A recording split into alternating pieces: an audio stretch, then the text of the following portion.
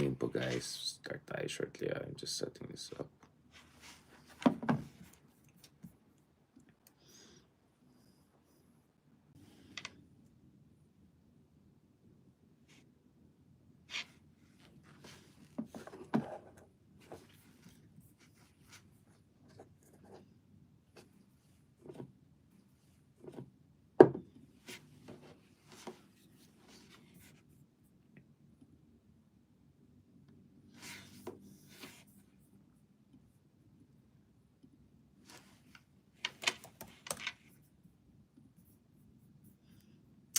Ayan. Kamusta naman kayo dyan mga kameta? Good evening. Good to be back. Sorry, medyo late tayo nagsimula again. I-reset ko kasi yung body clock. I'm trying to wake up as early as possible. So, bandang 6-7 p.m. medyo wala na. Nag-fade out na. So, nagpa-power nap lang ako. And I was just too exhausted to continue with this. But, ang dami natin pag-usapan, guys. So much happening all around the world. I'm getting all sorts of requests. Pag-usapan yung nangyari sa Ukraine, pag-usapan yung nangyari sa Middle East, gitnang silangan, pag-usapan ang nangyari sa West Philippine Sea at katulad ng alam niyo dun sa mga ating mga sinusulat, dun sa ating mga global publications. Ito mga international conflicts naman talaga yung kino-cover natin. But as much as I want to cover them also here sa vlogs natin ng masinsinan, no? Ang katotohanan is dami nangyari sa loob ng ating bansa na sa aking palagay dapat talagang pagsusuriin natin at pag-usapan natin ng mabuti.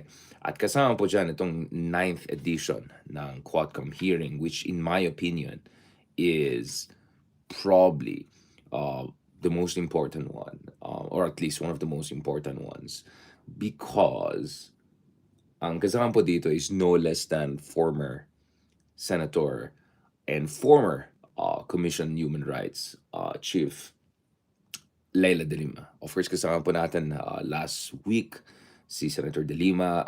Again, shout out to Friedrich Ebert Stiftung and Konrad Adenauer Stiftung for hosting that event before a delegation of senior technocrats, bureaucrats, and constitutional experts from Deutschland, from Alemania. Very thankful for that conversation. As I said, that was a big deal in the sense that, last time I met Senator DELIMA in person was in the detention center sa Camp Crame. And back then, hindi sigurado kung lalabas siya ever. Forget about next year or 2 years or 3 years at base dun sa pinag-usapan namin back in 2018. The good senator was actually coming to terms with the possibility na forever na siya in detention, or at least as long as andyan yung mga Dutertes, she will be behind bars. And back then, Duterte was just so popular, 80-90% approval rating. Again, we can discuss the context of that popularity. Mahilig naman ang mga kadidiyas natin na i-contextualize lahat. Ako, i-contextualize ko rin para i-question talaga yung popularity. I'm not saying he was unpopular. I'm just saying medyo minasahe yung popularity level. Medyo may manufactured consent ang nangyari pa ng digong. So things were really, really bad back then. And I think really what happened there was Senator DELIMA had to really level up. No, talagang next level yung kanyang pananaw, medyo nag-Mandela level, medyo talagang base doon sa aming pinag-usapan, binabasa niya lahat-lahat, no? Kung ano nung mga libro para ma-inspire siya to hold it together. So that was very important. And of course, para sa akin, I think napansin ko yan kasi nauna sa akin yung mga ibang mga kaibigan natin from the progressive movement, from the Ateneo community, from the religious community, lahat ng mga bumibisita sa kanya. No? Kasi may allocated time lang for visitors because of the logistics. Papasok ka sa Camp Crame, you go through checking, you leave your materials, stuff with police. Very, very strict siya eh. But not too strict, in fairness naman. So from that to being together in a panel conversation, talking about democracy, talking about anong mga bagay na ginawa natin or pwede natin gawin para palakasin yung fondasyon ng ating demokrasya. Pinag-usapan namin yung future ng democracy, anong mga dapat gawin natin para maprotektahan yung demokrasya natin sa mga kababalakan ng hindi lang yung mga nasa loob, pero also yung mga kanilang mga patron sa labas, China. So that was really surreal to me, and this is something that I wrote in my column today, yes, about the importance and the poignancy of that meeting. But obviously, for me, as much as natutuwa ako na si Senator De Lima is free now, as much as natutuwa ako na she has been vindicated, because if you bother to check, she was offered a kind of a plea deal on multiple occasions whereby parang tanggapin niya na meron siyang mga ginawang kalokohan, and then ine-negotiate na lang pa rin yung terms ng kanyang release or something like that. So it would be more of like a political deal, but she always turned that down. Kaya 7 years siya almost behind bars kasi she really had to wait out the Duterte administration, because the Duterte administration would not have allowed any court, any judge, assuming how independent, assuming independent judiciary, no offense, it would not have allowed any of them to come out. No, so it would not have allowed any of them to properly look at the merits, or rather the merits of the trumped up charges against Senator De Lima. So it was a matter of principle for her to not make a deal with the government. And eventually, once Duterte was gone, the wheels of the judicial system went on without political interference. And as soon as that shadow of political interference was removed, nakita natin back to back, hindi lang si Leila De Lima, pati si Maria Ressa, at yung mga ibang kaibigan natin in the, let's just call it, resistance against Duterte movement, hindi lang napalaya, pero talaga legally vindicated sila. So ito po yung konteksto talaga ng ating pag-usap. But as I said, it's one thing for her to get free. It's another for, you cannot get back those 7 years you lost. You cannot get back.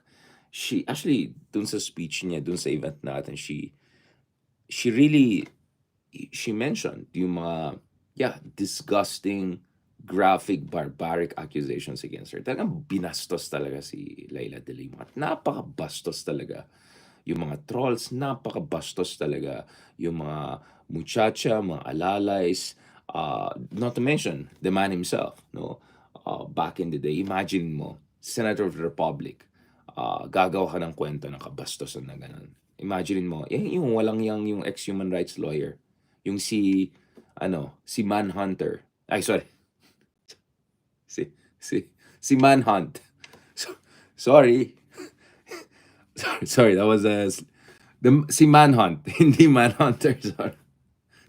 Si Manhunt, naalala niyo si Manhunt, nung nasa Congress pa siya, di ba? Mga kabastusan na ginawa nilang hearing para lang durugin yung integridad, yung reputasyon ni Senator De Lima. So, ang daming mga walang hiyang tao ay sumakay doon sa kabalastog. Baka ko naman sabi na madulas na naman tayo. No, ang daming mga sumakay na mga oportunista, mga enablers, and mga others doon sa mga talagang kababalakan, no, at kabastusan na ginawa kay Senator De Lima. So, you need justice for that. There has to be justice for that. Hindi pwede na sabihin natin, kalimutan natin na move on na tayo. Kaya sabi ko, tama naman si Bongo. Ito lang yung tama niya. Tama naman si Bongo nung sinabi niya na, bakit ngayon biglang galit na galit kayo sa war on drugs? Bakit ngayon biglang galit na galit kayo, Digong? Di ba nagpumapalakpakan din kayo noon? Well, tama si Bongo. So, marami dyan sa mga walang yan na pumapalakpak kay Digong dati, pumapalakpak sa kanyang war on drugs dati, natuwan-tuwa sa mga kababalakan na ginagawa ni Duterte dati. Yung iba dyan talagang kasama, no, dun sa orchestrated, character assassination na ginawa kay Senator Leila De Lima. Grabe yung dinahanan niya. I think, to be honest, many people, probably most people, 90% of people would have completely broken down. And remember, nung time na nag-press conference si Senator Leila De Lima bago siya dalhin sa detention center, even si Senator Leila De Lima almost had a mental breakdown. Hindi naman mental breakdown, but at least emotional breakdown. Diba? Nakita mo yung almost nagsishriek na siya. I remember very well kasi nakikinig ako. The episode was just so painful I couldn't watch it myself. Kasi nakikita ko talaga dinurog yung demokrasya natin. Binastos yung Senado natin. Binastos yung mga matataas na opisyal natin. At karamihan kababaihan, no? Yung ating Supreme Court Chief Justice, si Sereno, binastos din ni Digong. Binastos din Digong I mean, at sometimes, even si Lenny, di ba? So, it was just too painful for me to watch those things. But I remember, may isang beses na nakaupo ako, tapos yung katabi ko na pinapanood niya, tapos walang hiya. Pinagtatawanan pa nila si Leila de Lima. Walang hiya, wala man lang any sympathy, wala man lang any consideration na baka lahat ng mga kabalastugan, lahat ng mga character assassination na ginagawa ito ay base sa fake news. At ako, for a fact, alam ko talaga fake news yan. At alam ko talagang black ops yan dahil meron tayong kaibigan, alright, meron tayong kaibigan sa PR industry, public relations industry. Legit na tao to. Sabi niya, may mga grupo na lumapit sa kanila. This is back in 2016 pa and all. At nag-offer ng million. And then, nagtanong daw sila, anong project pa to? Ayan, Black Ops kay Lea. Ay, hindi po namin hawakan yan. Hindi namin hawakan yan. At eventually, may ibang company na na-take charge. So actually, if you look at the works by Professor Jonathan, my good friend, yung Architects of Disinformation, marami sa mga kasama sa mga napaka marahas, napaka talagang demonyo level ng disinformation ay mga professionals, no, sa public relations world. Hindi lang yung mga walang yung mga patay gutom na trolls na nakikita natin, yung mga maingay, yung mga tinitroll. Hindi, actually maraming behind the scenes lang na talagang PR experts talaga. At kasama sila doon sa mga natap. Milyon-milyon ang binayaran sa kanila para durugin talaga yung reputation ni Senator Leila de Lima. So imagine, parang pinatay ka ng ilang beses.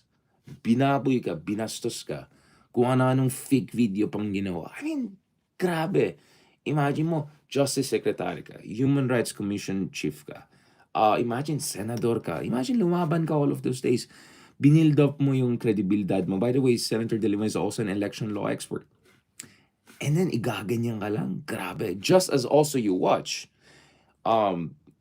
lumalala yung war on drugs, lumalala yung mga threats sa ating mga democratic institutions, lumalala yung kalagayan ng ating demokrasya, basic freedoms, and mga other things. Now, Philippines was never perfect. Far from perfect. Sobrang problematic yung ating bansa. But imagine what Senator De Lima had to go through.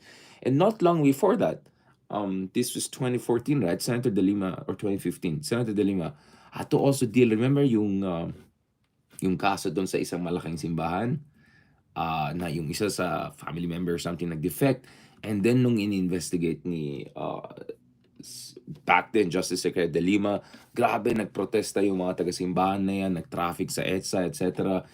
And then, I don't want to make too much out of it, pero birthday din ni back then Justice Secretary De Lima nun, and then parang hindi pa dumalaw si Pinoy. So, I've seen her throughout the years, how lonely it was for Senator De Lima to fight the good fight and to stand for what she was supposed to stand for as a fiscalizer in the Senate and as a Justice Secretary and Commission on Human Rights Chief before that. No? So imagine mo yung grabe yung kabastusan talaga yung ginawa sa kanya. Grabe yung injustice na ginagawa sa kanya. No? At alam natin si Manhunt ay isa sa mga pinakawalang yan na kasama dun sa etong mga string of attacks, personal attacks laban sa kanya. And later, naging spokesman pa ni Berdug. Naging spokesman ni I mean, kaya nga, sana naintindihan nyo bakit si Ronald Llamas ay napaka-brutal sa mga ganitong tao na to.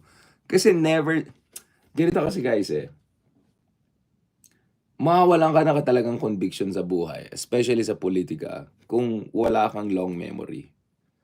And having a long memory is not just retrieving information. It's also about really treasuring, or rather preserving, yung emotion of the moment, no? Yung righteous anger. At every time binabalikan ko yung ginawa nila kay Senator De Lima, grabe talaga. Lalong completely different order of magnitude dahil hindi lang ito authoritarian populism. We saw a lot of antics. We saw authoritarian digressions and regressions ni President Arroyo. Nakita natin yung populist and medyo authoritarian digressions and regressions nung panahon ni Erap. Hindi perfecto si Pinoy, hindi rin perfecto si Ramos, pero next level, and obviously dictator naman yung isa, but obviously next level yung kay Digong. And yes, Marcos Jr. coming back is not the best news we got. Obviously, marami pang mga issues dyan na pwede natin pag-usapan. But dito, di ba guys, dito talaga, kay Digong, next level talaga yan. Sabi ng isang to, at nagsasabi mo, Roma, emotions get you blind. Bulag ka ba dun sa mga facts na nangyari kay Senator DELIMA? Bulag ka ba dun sa mga kalokohan na ginawa ni Digong? Alright, don't put me dun. Ang emotions na talaga nakakabulag ay mga fanatic. Lalo yung mga fanatic na walang hiya, hanggang ngayon, pinipilit pa rin nila yung alternative universe at yung mga disinformation at mga kabastusan na ginawa ng kanilang mga amo. At kulto. Essentially, kulto. Yung nakita natin back in the day. Kaya, kaya sabi ko kanina, pag-usapan natin itong issue ng fascismo. Let's use the F word, fascismo. Right? We'll go back to that. But in the meantime, let's look at the intervention by the good senator, because actually the good senator kanina, kasi ganito, I mean, ito yung reading ko kay Senator DeLima. She's always a senator to me because grabe, she was not allowed to really finish her term properly. So for me, forever senator na yan. Dapat Hall of Fame na yan, gumaga. And I'm sure that even as a congresswoman next year, she'll still be able to punch well above her weight. Even though ang dami-dami dyan sa Congress, I think she can easily, together with Chel Joc, na stand out. But as you can see, I get a bit emotional on this issue kasi next level talaga yung nangyari. And I would say of all opposition leaders, siya yung pinaka talagang siya yung pinaka na-oppress, na-suppress at binastos. And then second, I'll put Senator Trillanes. And the rest, distant third and above. It's really DeLima and Trillanes. Silang dalawang pinaka-kinawawa nung panahon ni Duterte. At silang pinaka-lumaban talaga yung panahon ni President Duterte. That's a fact. That's a fact. So, ito yung, well, you remember, no, nung 2021, no, medyo na, medyo napayak tayo when I was going through her ordeal. Kasi back then, I was also not sure what will happen to her, especially kung tuloy-tuloy yung panalo ng Uniteam, di ba? But anyway, so may mga tweets kanina si Senator DeLima ukol dito sa, ito makasaysayan to eh. Kasi, di ba, ito yung kanyang oath-taking kanina, and also her opportunity to directly contribute dito sa QUADCOM investigation laban sa mga Dutertes at saka doon sa mga walang hiyang tao involved doon sa kababalakan nung panahon ni Digong. So I took my oath today to tell the whole truth as I appear before Quad Committee. Sabi ni Senator Leila De Lima, I found courage and clarity to share my story today. Kahit anong forum, I will attend in the name of truth and accountability. Yun ang parati ko sinasabi, guys. Hindi pwede sabihin mo, oh, tapos na, move on na tayo. May mga kaibigan tayo nagko-comment dyan, o bakit nyo pa pinapansin yung mga Duterte na yan? Bagay, wala na yan, laos na yan. Well, actually, totoo naman, medyo laos na rin sila. In a sense, I no longer consider the Dutertes as the second most powerful dynasty in the country. I think they're way down the pecking order. Sobrang humina na sila. But even if they become completely irrelevant, that doesn't mean the past never happened. And if you forget your past, so a recent past, good luck sa ating bansa. We'll never grow as a country and as a democracy. So I found courage and clarity kasi I'm sure if you're Senator De Lima, after 7 years in detention, after almost getting killed and ano ka pa, di ba? Yung may isang Busef terrorist pa na muntik pumatay sa kanya and all of that, and who knows what was really going on there. Panon pa niyan yan eh.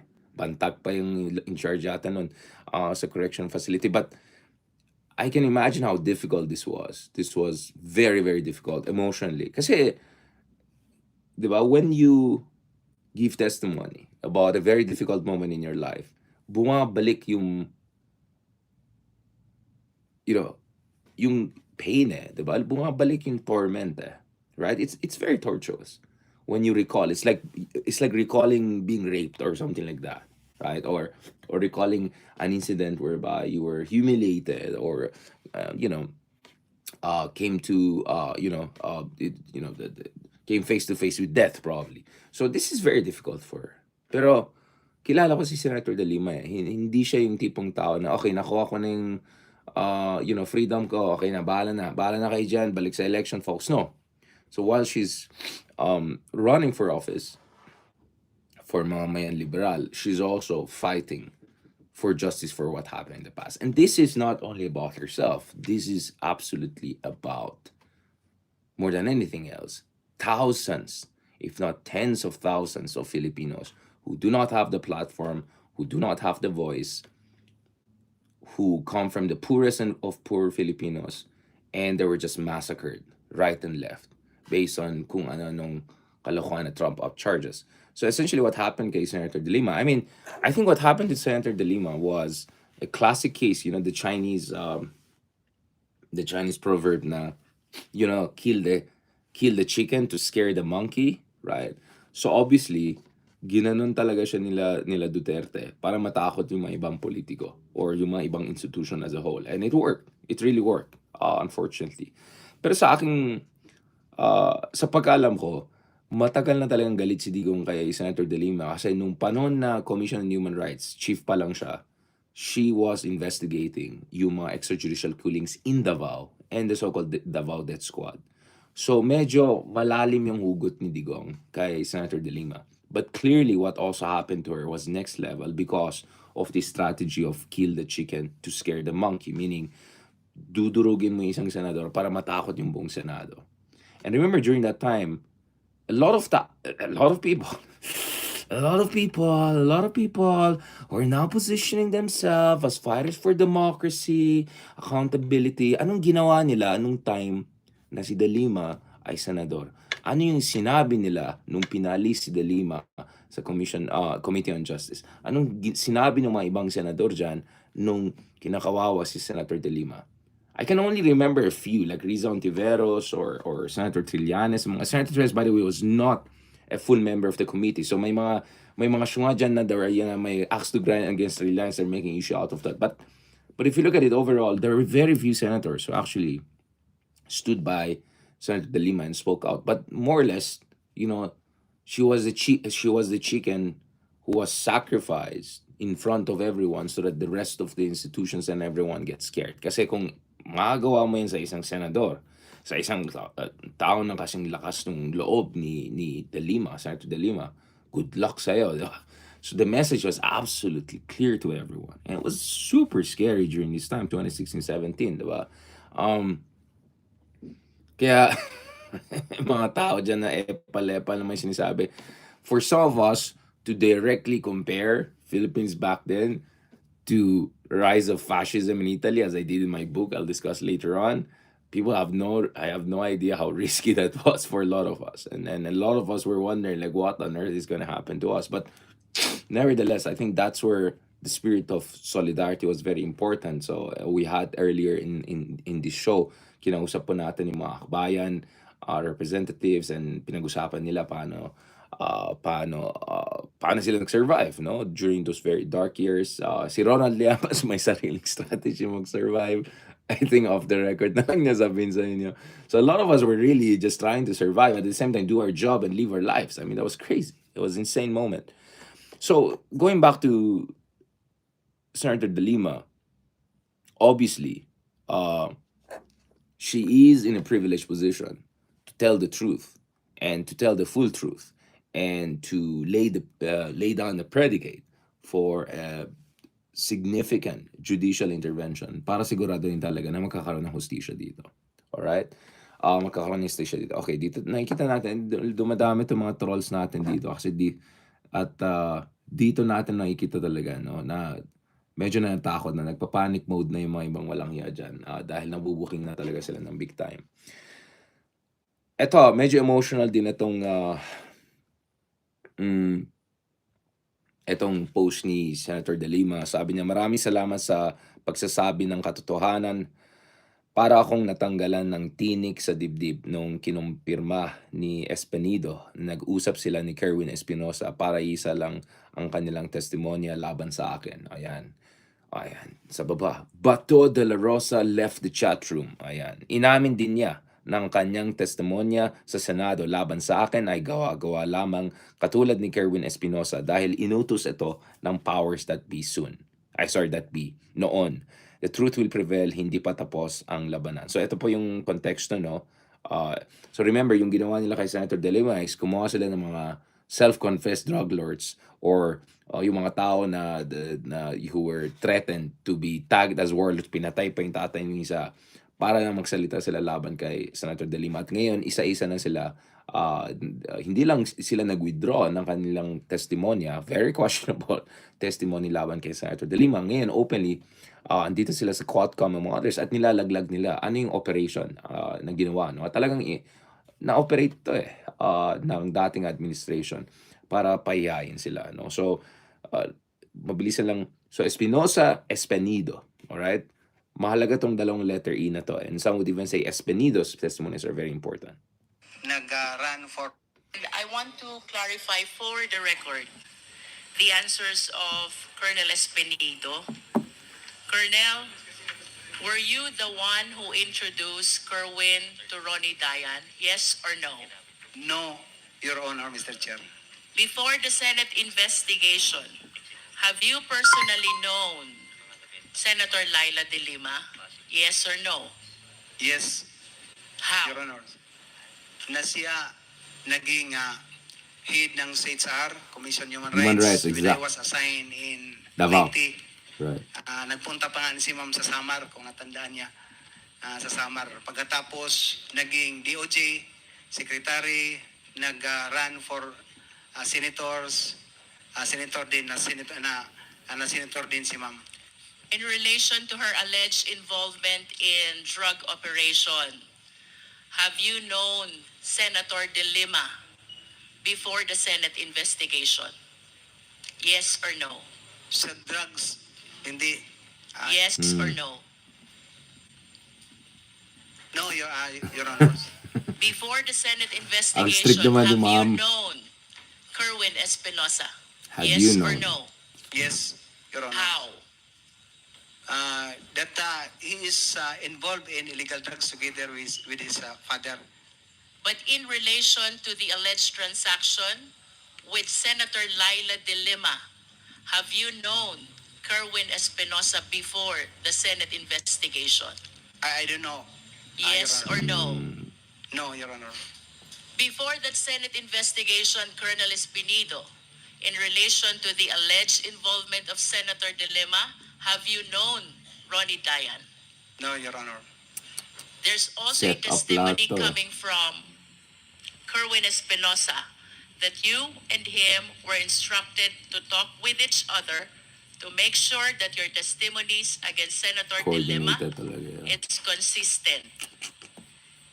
Do you confirm this? Yes or no? I confirm, Your Honor. With your answers to my questions, Colonel Espinido, this afternoon, are you retracting all the testimonies that you gave against Senator De Lima during that Senate investigation? Yes, Your Honor. Thank you, Mr. Chair.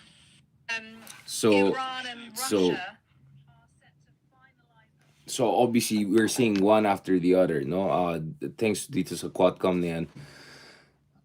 From Karma to Espinosa to Espenido, talagang lumalabas talagang baho ng dating administration. At itong mga tao na to at different levels, no? At different levels ay may, involved dito talaga sa mga orchestrated attacks na ito, no? Whether voluntarily, involuntarily, or somewhere in between, no? Especially in the case of Kerwin, for instance, yayarin siya or niyari nga yung tatay niya. So, this is the context we're talking about, na manufactured talaga yung konteksto ng drug war ni Digong. Manufactured yung datos. We still don't know where on earth he was getting these numbers of 3 million, 4 million, whatever. Hindi natin alam saan galing yung narco list niya, sino mga people involved. Of course, ngayon medyo naubuking. Sila Leonardo, ganun dahil kay Garma. At dito nakikita din natin na habang meron kang war on drugs, meron ka ring war on critics. Right? Habang meron kang war on drugs, meron ka ring war on democracy, on media, on Senate, independent voices, all of these kinds of different individuals. Now, let's look at also the testimony by Senator Laila De Lima herself, because I think this was very important. As I said, she has privileged information, not only as someone, or privileged perspective rather, as someone who was not only at the forefront of investigating yung extrajudicial killings from Davao years pa, forward. And remember, the ICC case is potentially also going to cover the death squad operations in Davao nung mayor pa si Digong, 2005 onwards or something like that. But she's also someone who was directly affected by the drug war, because a big part of the drug war was silencing any independent voice, any independent audit. Kaya binaboy yung Rappler, inatak-atak nila si Maria Ressa, binaboy lahat ng mga independent voices, binastos talaga at nag-character assassination si Leila DELIMA. So, and very importantly, yung mga iba dyan tumatakbo pang congressman ngayon, party list pa, yung mga ibang walang yang dyan na influencers, trolls, whatever you want to call them, they were also part of this deliberate and systematic manufacturing of consent. Paano? Exaggerating yung problema ng law and order. Now, obviously, walang nagsasabi ng Pilipinas ay Switzerland, or Singapore, although yung mga ka-Davao natin na kaibigan, minsan exaggerate, sasabihin nila, ang Davao po ay napaka ganyan. Pero pag tinignan mo yung homicide rates at actual numbers, actually among the worst. You know, I'm talking about the facts here, hindi yung propaganda. But going back to this, there was an element of manufactured consent. Talagang na-pump prime. Nagre-release sila sa ng images. Naalala mo yung nahuli si Mocha Uso na nag-spread ng fake news na may biktima daw ng krimen, ganun. Yung pala galing sa Brazil or ibang bansa, may na-rape daw na babae ng drug addict, ganun. This was what was happening. In fact, may mga nirelease pa silang picture. Yung pala nalaman natin mamaya, parang El Salvador, some Latin American country. So, yan na, kumukuha lang sila ng kung ano ng picture, kung ano ng istorya lang, is hindi kung puro istorya lang. So, that was manufactured consent. Absolutely, that was manufactured consent. And it was in that climate na ang taas yung popularity ni Digong, because they created this notion of total emergency. Again, from 1 to 10, obviously Philippines 5, 6 bad when it comes to law and order, at least. No question about it. Pero yung ginawa nila was to create this manufactured consent, this disinformation ecosystem kung saan parang tingin mga Pilipinas is 20 out of 10, na sobrang mag-narco state na parang we are Guadalajara in 1990s, or we are like, I don't know, Medellin, like Medellin in 1980s or something like that. Or parts of Costa Rica today or something. In-exaggerate talaga ng big time na parang 10 times worse than reality. Kasi kung tinignan mo yung mga numbers yung back in the day, numbers were not good, but they were never as bad. Like, we didn't have massive inflow of cane or whatever. We had a shabu problem based on the United Nations numbers. But the shabu problem was from China. And yet, anong ginawa ni Digong sa China? Hindi lang siya hindi nagsalita. He also welcomed even more drug syndicates among other things. Oh, sorry, Pogo pa lang tawag sa mga iba dyan. Online casino lang pala sila. Innocent online casinos. Even when China was warning him, don't let those people in because they're syndicates, they're drug lords and addicts, pinapasok sila. If you go to YouTube and check my interview with Prime Minister Mahathir Mohamad of Malaysia when he visited Manila back in 2019. He also said, when I asked him about the drug war, sabi, hindi kailangang patayin ng tao. This is Mahathir, who was known as a dictator for a long time. Sabi ni Mahathir, ang problema galing sa abroad. And effectively, ang sinabi, ang problema ay galing sa China. Yung mga drug syndicate groups na pumapasok. Yun ang dapat iipitin mo, hindi pumapatay ng mga tao, ordinaryong tao. This is from Mahathir, who's known for his iron fist. So this was the context ng sinasabi natin. Now, let's go to the good senator, because I think her testimony always carries extra weight, special weight, because she was both at the forefront of investigating drug killings under Digong, but at the same time, she was also the top victim of the retribution, the vindictive system of governance, or the vindictive approach Digong had to critics. The period from 1988 to 1998, the history of the DDS can be divided into two. The period from 1988 to 1998 and the... So just to be clear, when we say DDS in this context, we're talking about diehard supporters. Alright, yung mga medyo, alam mo na, medyo, okay, ganun. Pero ito yung original DDS ang pinag-usapan dito. So tingnan mo, may graph pa si Senator DeLima. I'll post down sa baba yung graphs and images. May proper presentation talaga si Senator DeLima. Again, this is based on her role as a Justice Secretary, as a Senator in the Justice Committee, and at the same time, also head of the Commission on Human Rights. Kaya nga sabi ni Espenido, bumisita siya sa Leyte, bumisita din siya sa Davao, bumisita siya sa mga iba't ibang lugar sa Pilipinas para tignan talaga yung kalagayan ng human rights. The history of the DDS can be divided into two. The period from 1988 to 1998 and the period from 2001 to 2016. So may break po. The break in these two periods coincides with then Mayor Rodrigo Duterte's hiatus as mayor of Davao City when he was elected congressman instead of mayor in 1998 due to the 3-term limit. So for brevity, I'll refer to the former mayor as MRRD. According to a witness in the 2009 CHR investigation, during the first period of the DDS from 1988 to 2000, the assassins were paid 15,000 for every victim.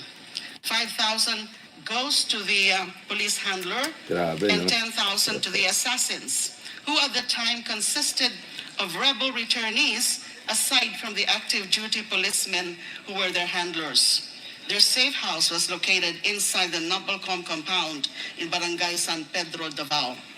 After the summary execution of targeted victims, the DDS members would regroup at their safe house and divide the reward.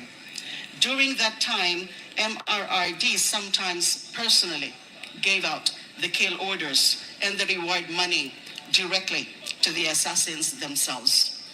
Upon the return of MRRD as mayor of Davao in 2001, the DDS was upgraded into the Heinous Crimes Investigation Section, or HCIS, located at the Almendras Gym compound.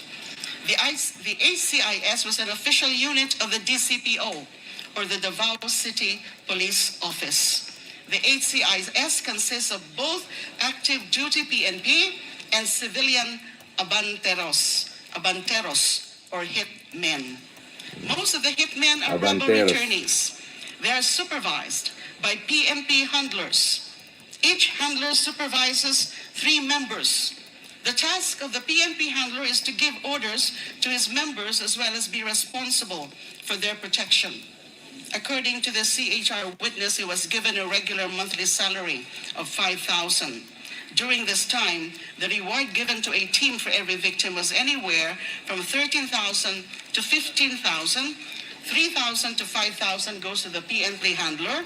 7,000 to 8,000 was shared among the rebel returnees, and 500 to 1,000 to civilian informants. The HCIS civilian personnel or rebel returnees directly received salaries as auxiliary service workers. So dito mo nakita yung the funds for their salaries triangulation came from the office of Garma. Of the mayor. Functions have also been specialized, with members being designated to do either office support or field work. A team of 1 PNP handler and 3 civilian abanteros was given an average of 3 targets every month. Grabe. May I now go also to the revelation of Arturo Las Cañas. Yun.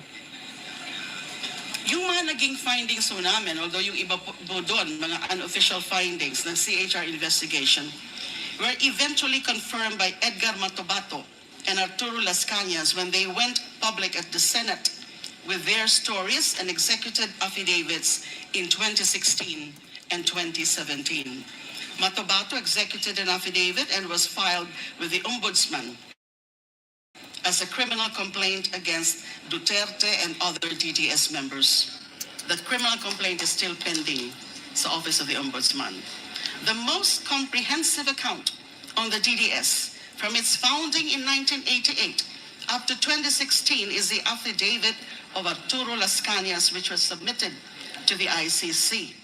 This affidavit consists of 186 pages of gory details on the sociopathic behavior of Duterte as founder and leader of the DDS.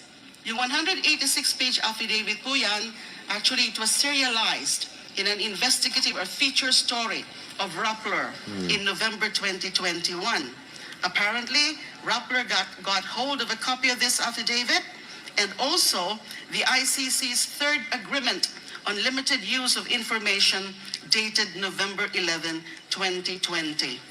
This instrument gave Las Cañas limited immunity as a witness in the ICC investigation on the Philippine War on Drugs. Noong 2024 naman po, Las Cañas reiterated the contents of his ICC affidavit Yun. in another serialized feature, this time published by Veria Files, entitled Conversations with Arturo Las Cañas. Right. Ito naman po ang sinasabi ni Las Cañas, that during the period 1988 to 1998, so I'm just talking here about the organization, kasi napakadami po ng mga sinabi niya sa kanyang comprehensive affidavit. So I'm focusing on the organization of DDS dahil nga ito yung naging model ng drug war. According to Las Cañas ICC affidavit, during the period 1988 to 1998, when the DDS was constituted as the Anti-Crime Task Force of MRRD, DDS members were paid anywhere. MRRD, so mayor pa lang si Digong, eto na yung modus operandi, guys. So essentially, this is the Davaomodel na export. Hindi yung, all of those, let's just say whitewash idea of, oh, we're like Singapore, we're like clean, we're nice. And in fairness to Davao, I think it's one of the, cleanest, nicest cities I've seen, at least in the country, no? But this is the Davao model that was exported. Grabe. So from Garma now to the original fiscalizer, we see really na malalim talagang ugat nito. And of course, again, if you've read Patricia's book, all of these individuals are discussed in great detail. From 10,000 to 20,000 for every victim. May bayad talaga. This was the reward for the ordinary victims. Pag mga matataas naman po, the so-called special project killings, they were rewarded anywhere from 100,000 to 1 million pesos, depending on the status of the target. Civilian hitmen called force multipliers were given 3,000 to 5,000 per victim as their share in this reward. The DDS logistics and finances came from the Peace and Order or Intel Fund of MRRD. This includes weekly gas allowance, monthly cash allowance, and Christmas cash gifts. Skip ko na muna po yung iba. Next slide, please. Las Cañas also confirmed the CHR findings on the organizational structure of the DDS under the HCIS, or Heinous Crimes Investigation Section, from 2001 to 2016. And this is as follows. MRRD, alias Superman, as the highest leader and mastermind of the DDS. SPO4 Superman, kay Samson Digong. Benaventura as the logistics, finance, and death clearance feature. Ito, ulitin Officer. natin. Important. SPO3 Arturo Las Cañas So as dito mo yung overall sabi team yung- leader for operation. So dito makikita yung transplantation essentially from Davao to the national level, which tracks again with Garma's statements. This came from the Peace and Order or Intel Fund of MRRD. This includes weekly gas allowance, monthly cash Sarap allowance, buhay. and Christmas cash gifts. Bait talaga ni tatay. Skip ko na muna po yung iba. Next slide, please. Yan, tingnan niya. Las Cañas also confirmed the CHR findings on the organizational structure of the DDS under the HCIS, or Heinous Crimes Investigation Section, from 2001 to 2016. And this is as follows. MRRD, alias Superman, as the highest leader and mastermind Yun. of the DDS. Super fantastic. SPO4 Samson Benaventura as the logistics, finance, and death clearance feature or officer. SPO3 Arturo Las Cañas as overall team leader for operations and planning. SPO4 Bienvenido Laud as team handler and in charge of the Laud Quarry mass grave. And SPO3 Jim Tan as team handler and in charge of the Mandug mass grave. Actually, mas intricate yung yung inattach ni Mr. Las Cañas sa kanyang ICC affidavit about the organizational structure of the DDS. What I just mentioned, I just Superman simplified talaga it eh. to show Yung who are iba really ng, at the top of the DDS. alam mo kulang sana sinama talaga eventually si Supraman. Para meron kang Superman, tapos andyan naman si Supraman, diba? Manhunter. Ay, sorry. Manhunted. Hierarchy. Most of the policemen handlers and their respective teams of Post civilian kami sa force baba. multipliers were under the command of Arturo Las Cañas Grabe, as diba? operations and planning leader of the DDS. So sinabi ko po na that must be the Davaomodel na binanggit ni Colonel Garma. Karma, exactly. So here you see a perfect corroboration, triangulation of what Garma, a complete insider, some would say former lover of Superman. Napaka maayos ng itsura ni Superman ganun. Tapos ito yung anyway, you know, I don't want to be judgy, but yeah, guys. I mean, this is how bad things were back in the day. You know, this is how scary things were. This were how bad things were. We have had nothing like this. Even at the height of dictatorship ni Marcos Sr., hindi ganun yung usapan. There was some sort of logic, some sort of discipline, some sort of at least pretension to constitutionality, etc. Ito talagang mayor gangster. Talagang mayor gangster. Mayor gangster talaga. Tapos Superman pa. Dapat Superman ang palita ko. Ano rin ha. Wag na. Tanay nila kay Ronald Llamas. Maraming mga Superman. Maraming mga Superman dyan. Now, in that context, dahil may mga umepal na nagmamaganda na, "Hoy, si Richard ngayon lang maingay sa mga Duterte." Like, it takes to be, either you're such a hater or complete idiot or complete illiterate person to ignore the thousands of articles and interventions of made throughout the 30 years, questioning not only his China policies, drug war, everything, etc.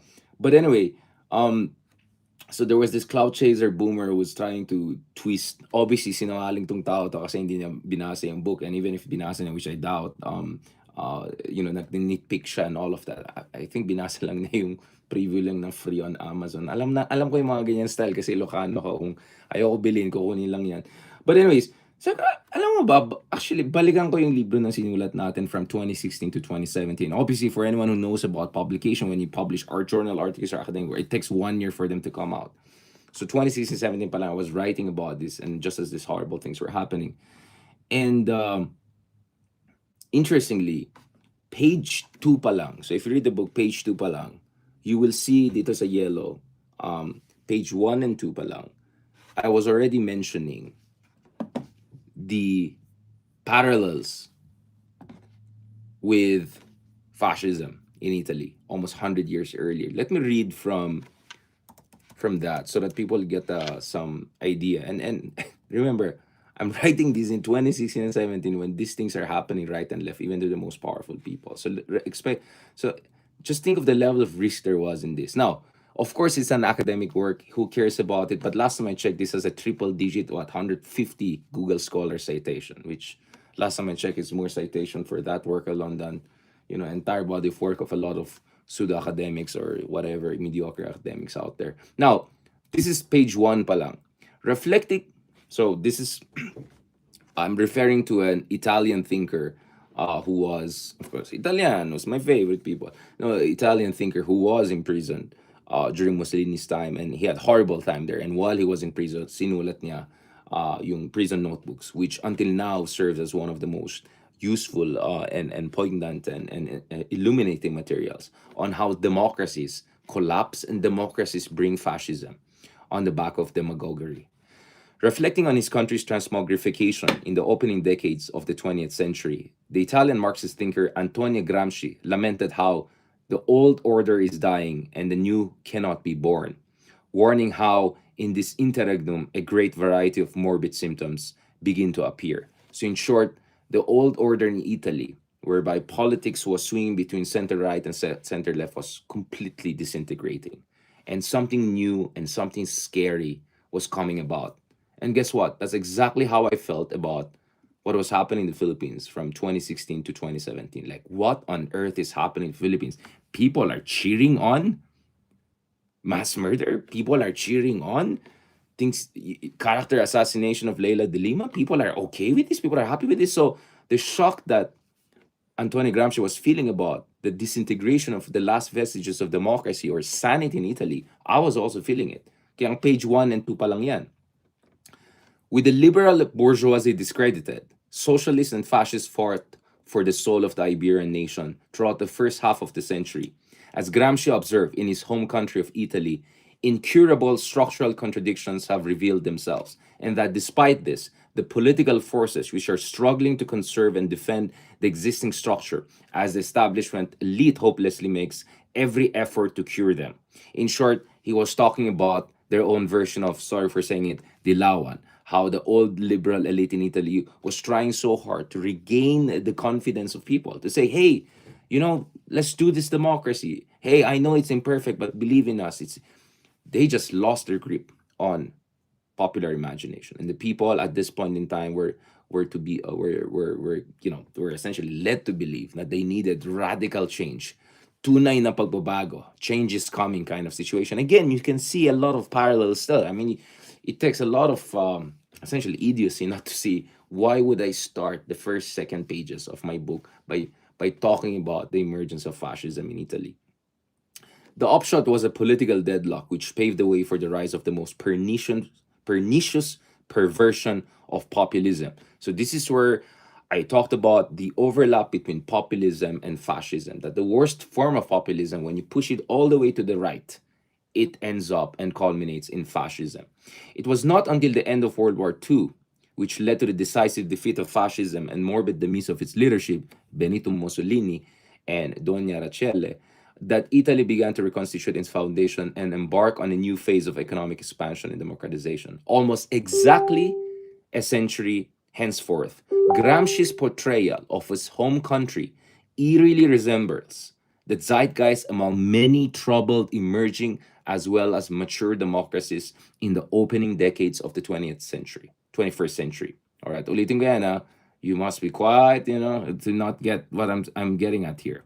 All right. Almost exactly a century later, Gramsci's portrayal of his home country of Italy eerily resembles the zeitgeist among many troubled emerging as well as mature democracies in the opening decades of the 21st century. Throughout the world, recent years have seen the liberal elite suffering one electoral setback after the other, as demagogues and strongmen populists dislodge the establishment in favor of a new brand of politics, which seems both familiar and new. New because, as I argued, there are also elements to right-wing populist leaders in the 21st century, which of course has no precedence in history.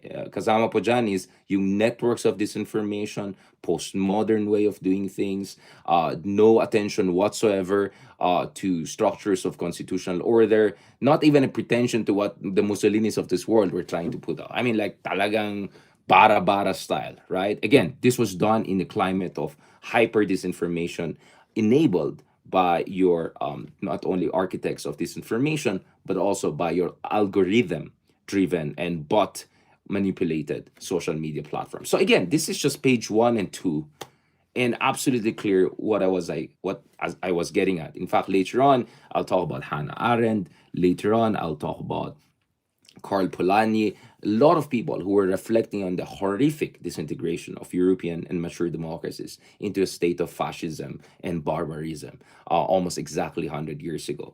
But one thing is important here. So people like Dr. Walden Bello openly said that Duterte is a fascist original. Randy David came a little bit more indirectly, used the term Dutertismo, which kind of sounds like generalismo. And generalismo, from Chiang Kai-shek to Mussolini, has essentially intonations of fascismo. My take on this was slightly different. My take on this drew on this fantastic work by the great Italian, again, Italians are my friend. I mean, I'll tell you what, one of the persons that convinced me Trump will win in 2016 was my Italian friend, si Giacomo. So back in 2015, I was at the European Parliament, and we were discussing prospects for bilateral relations. Sorry, 2016, before elections, like 3 4 months before. And I was in the European Parliament. I met my friend. We went to there's a square outside the European Parliament. Umupo kami, beautiful day, beautiful. And then I and Giacomo were talking about, and he really convinced me Trump is gonna win next. Tinanong ko siya again this time.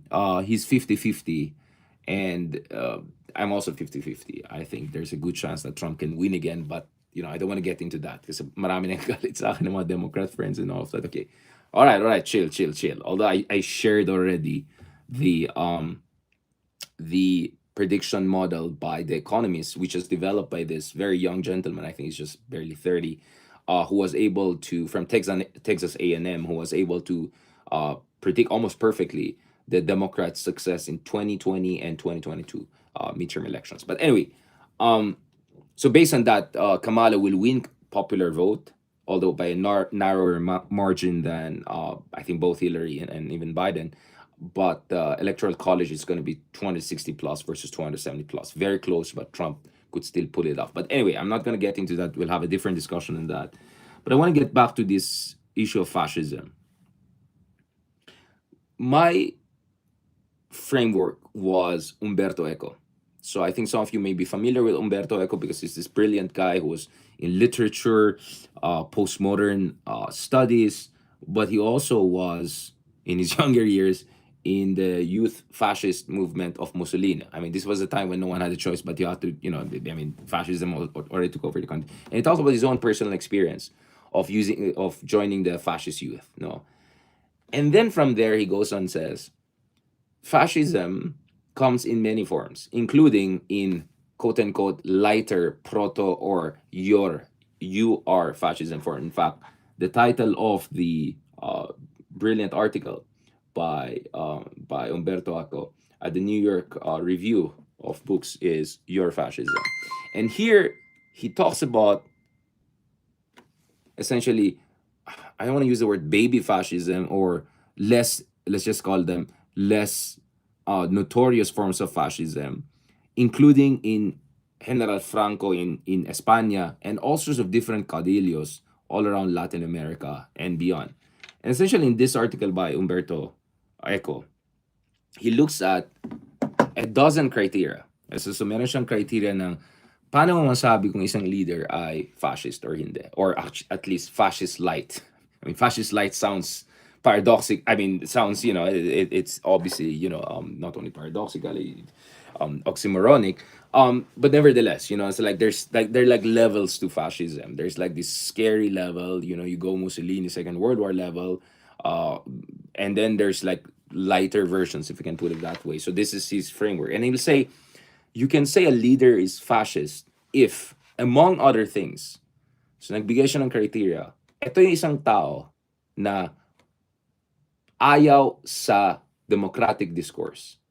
Ito yung tao na ayaw niya sa evidence-based political discussion. Ayaw na ng facts. Ayaw niya ng siyensya. Ayaw niya ng enlightenment values of pluralistic, democratic, reasoned debate. If anything, galit siya doon. Sa tingin niya, waste of time ang discussion. Ayun yung salita. Waste of time ang democratic discussions. Waste of time yung hearings sa Senate. Waste of time na titignan mo yung datos kung totoo or hindi. More importantly, one of the criteria that I saw there was, I think this is how I put it, but I'm not sure if Umberto Eco also said it the same way, the cult of action.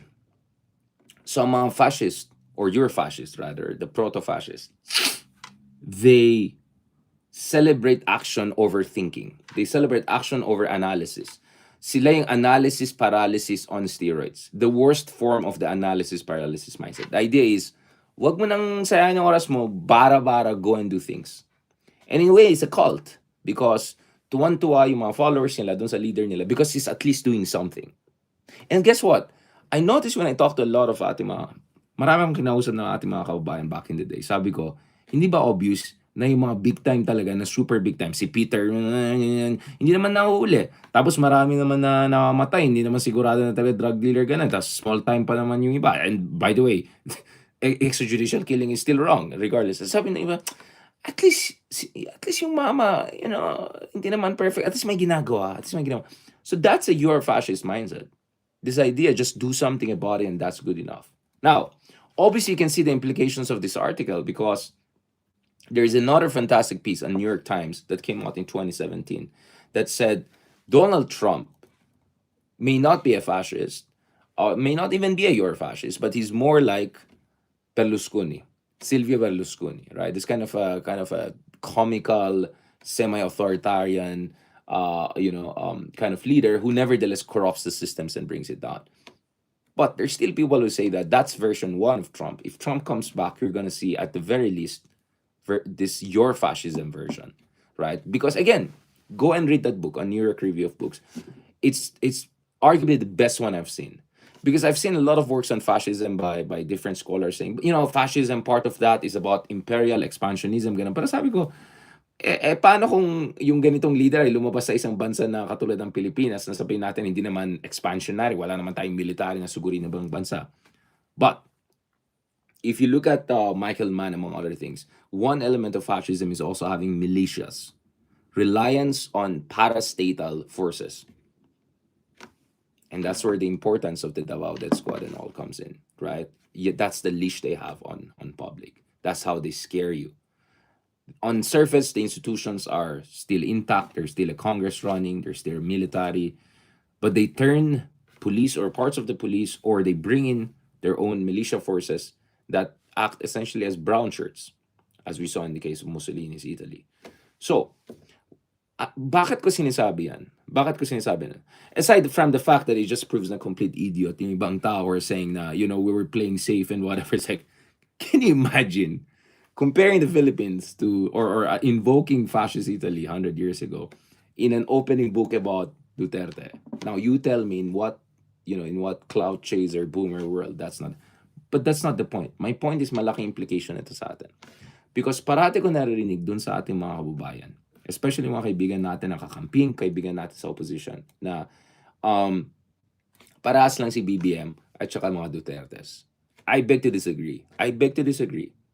Because, and I think good friends, legit historian friends, my UC Berkeley professor friends, Lele Cloud, among others would say, for everything you can say against BBM, laking skandalo sa Maharlika Fund, laking skandalo sa PhilHealth Fund, ang dami mga kababalakan ng kapalpakan, no? Ang dami mga issues about revisionism, historical distortionism, attempts to retrieve yung mga ill-gotten wealth. Yes, yung paway, we can talk about that. No problem. But at the end of the day, BBM, so far, because things could change again, kaya sabi ko kailangan opposition, kaya nga sabi ko dun sa iba huwag kayong maghanash kung di nyo naintindihan yung sinasabi namin. At huwag kayong maghanash kung wala kayong big picture analysis. Because people like me, it's our job to look at all the moving parts. Kung ito lang nakikita mo, tas may nasabi ako na hindi tugma dun sa puso mo, tas atakin mo ako, you're never gonna improve. You're never gonna see the big picture. Because there are all of these moving parts. It's a Rubik's Cube. There are all of these moving parts. So kaya nga sabi, kaya ka malakas dapat ng opposition, blah, blah, blah, blah, kasi next year, you don't know. But so far, BBM is operating within the framework of our, yes, very problematic and failed, but nevertheless a constitutional democracy. So, trapoismo, pero sa loob pa rin ng itong coordinates. Duterte is totally outside. And my contention is, if not for the Philippine military, tapos na usapan 2017 pa lang. I'll tell you what, if Secretary Lorenzana and General Ani back then, who later on became the DILG Secretary and now who is the National Security Advisor, if pumayag sila noong 2017 dun sa proposal ni Digong na magkaroon ng nationwide martial law, tapos na usapan, guys. Si Sara na ang reyna natin ngayon. Yeah. Si Sara na ang reyna natin ngayon. Yeah. Those eyes, Chico. They don't lie. So, ang laki ng utang. Again, sorry again, I'm here. I know may mga kaibigan tayo na sasabihin nila, sabi nila, military, napakasama, ganyan. Tapos ito pa yung mga enablers ni Duterte, but whatever. But I'm telling you, my friends, for everything we did in media, civil society, if not for the Armed Forces of the Philippines holding the line, tapos nang usapan 2017 pa lang. ubus na. Walang kwenta yung mga legislators that were not doing their jobs. The Supreme Court was completely besieged and all of that. I mean, no offense. Wala talaga. Kayang-kaya nila durugin yung lahat. So the military was the last one that held the line. They really held the line. They were the last one. I'll tell you what. That's an important piece of information that it doesn't come up in in this usual dilawan discourse conversation, whatever, which is unfortunately a very low level of political analysis. It's more about emotional to. Again, I have to tell this because napapansin ko hanggang ngayon, stuck in echo chambers pa rin yung ibang tao. Hindi sila nag-iisip ng big picture. And then when people like me come out and talk and say something really actually of value, ganun, aatakin pa kami. Diba? I remember yung mga sinabi ko na naman kay Sarah, ganun. Tignan mo nangyari kay Marcoleta.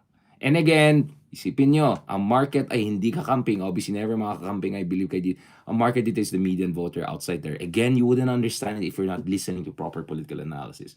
But anyway, what was I about to say? Saan ba tayo? Tuloy, wala yung train of thought natin. No. So, what I'm saying is a complete different kind of threat ang mga Dutertes. So, you have to distinguish that. So, yes, it's neither nor, but may malaking diferensya nung Team Kadiliman versus Team K1 versus K2. They're not necessarily at the same level. So, it's in this context, guys, na sinasabi ko talaga na sobrang mahalaga na magkaroon tayo ng pag-uusap na hindi base sa emotions and fanaticism and all of that. Pag-uusap na based on hard facts and hard choices and big picture analysis. And I've promised you guys this. I've been doing this since day one. I've been doing this in my books, in my journal articles, in my works. Few people in this country read me, but at least out abroad, enough people reading me, whatever. But all of this is to sharpen my analysis. All of this is to help us have a proper moral, ethical, and at the same time political framework on how we should move forward as a country. So, yun lang sinasabi ko lang, guys. Wala naman tayong sinasabi. Yun lang naman sinasabi natin. Yeah. Si Chico. Sorry. Let's end on a more, less morbid note. Hindi talaga ako makamove on. I'm telling you, the proudest for me, what I'm most proud of is that against the backdrop of all of this really, really sad and all thing, kahit pa paano nakakahanap tayo. I mean, I learned this from my Russian friends, diba? Yung dark humor, like super dark humor. When things look like super helpless and hopeless, you go for humor. Guys, ito magiging presidente na. if hindi lumaban yung if hindi lumaban ang militar, itong mga leader natin. Okay, by now. Dynastic succession. Alright, dynastic succession. Ang mangyari dito. At ganito po. Chico, those eyes, Chico, they don't lie. I'm telling you. Kaya sabi ko in a half sarcastic way, kahit di mo binoto si BBM, kahit dami mo issue, medyo mag-hashtag protect BBM ka na ngayon dahil yep, that's the alternative, Chico. Alright. Muy bien. Medyo stressful yung topic, I'll tell you what. So there's a lot of emotions and thinking behind it. So I had to end on a lighter note. But tuloy natin yung discussion na to. Tomorrow, God willing, inshallah, we're gonna have a Pulitzer Prize winning journalist on our show. We'll try to start around 9 p.m. Kausapin po natin is a good friend and colleague of mine who won the Pulitzer Prize with Reuters when they covered Duterte's war on drugs. Pag-usapan natin yon. So let's talk about the legit next level journalist, a Pulitzer Prize winner. Let's look at how journalism was working during the Duterte days, how they uncovered the Duterte drug war anomalies, and what is the future of democracy and journalism in the Philippines. On that note, maraming salamat sa inyong support. For your prayers. I mean, of course, you can imagine there are a lot of demons we have to grapple with. Hindi lang yung mga hater boomer, yung mga ganyan low lives, but there are a lot of traumas. Lahat kami traumatized from the past. Probably next time I'll talk to Senator Trillanes, we'll talk about, it was traumatic. Those years were really traumatic, right? I tried to put a smile on it and all, but those were very, very, very, very tough years. So kahit papaano, medyo gumagalaw na tayo sa tamang direksyon. But, Chico, no room for complacency.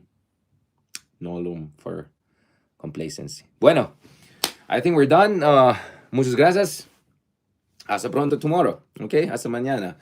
Let's talk to our good friend about the war on drugs, among other things. Tuloy-tuloy lang yung discussion na to. By the way, propose ko sa baba yung mga key figures and graphs and data na nilabas ni Senator DeLima. Hopefully, we'll have also Senator DeLima back on our show. But I'd rather have her actually in person dun sa studio natin. So we'll try to organize those things. All right? God bless and talk to you soon. Maraming salamat, guys. Thank you very much. And thank you also dun sa mga nagbigay ng stars and support. Si Amielix, si Omega Sparrow ba? Bakit Omega kasi naka-ano? Thank you so much again for your support. Yeah, kay Trillanes, medyo mainit-init pa kami kasi dami nagalit sa amin for, well, raising legit questions. But whatever. Babalikan natin yan. Don't worry. Talk to you guys soon. God bless.